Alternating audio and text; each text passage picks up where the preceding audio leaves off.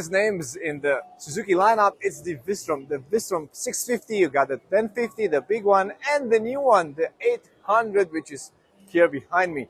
You can see it because it's a parallel twin and it's a new design from Suzuki. It shares the same engine and frame as the GSX-8S. You have a twin-cylinder engine, 270 degrees crankshaft, firing order. You have balancing systems made by Suzuki in order for this engine not to vibe that much. So Suzuki is not letting go of the 650 V-twin. It's adding up in the lineup this 800. It will be very cool to find out what's the ability of this power plant, how it will feel, and yeah, most important, how it will be received by the Suzuki fans.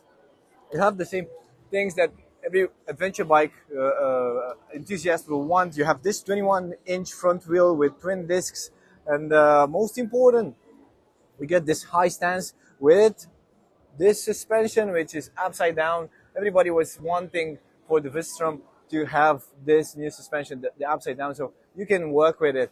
You have the crash bars over here. You have this big-looking facade, and quite nice windshield, which is the wider one and should be sharing the wind deflector. You can adjust it up and down, but you have to remove the bolts and bolt it down under.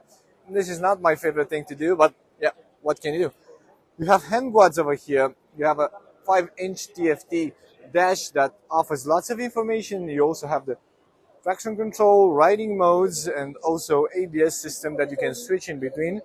And most important for the new V-Strom, it's this quick shifter over here that you can use. It's important because Suzuki usually added an option. This one comes, from now on it will come as a standard, and it's a very cool thing to have on the new bikes. What else? You have the side stand, you have the center stand, you have the panniers, which it's a likely system to have on the bike for adventure riding.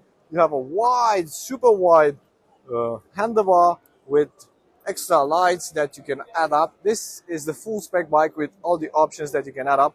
A stitched saddle, and let's get on it so we can see some more. Adjustable front suspension from Kaiwa, and quite nice stance. Yeah, relaxed position for upright riding. Lots of rooms to move around because the saddle is nimble in between my legs. When I sit, it feels comfy enough, and I think for the passenger should be also comfy enough. Yeah, not so much things to do with the buttons over here. I can only adjust the traction control, the riding mode, and the ABS.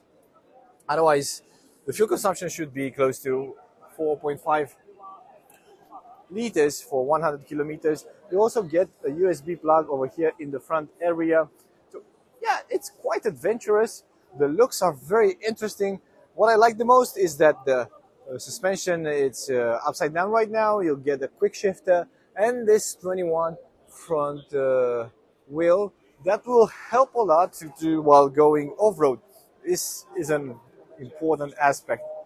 Yeah, Suzuki did a very good job. Hopefully it will be well received, and we will see from there.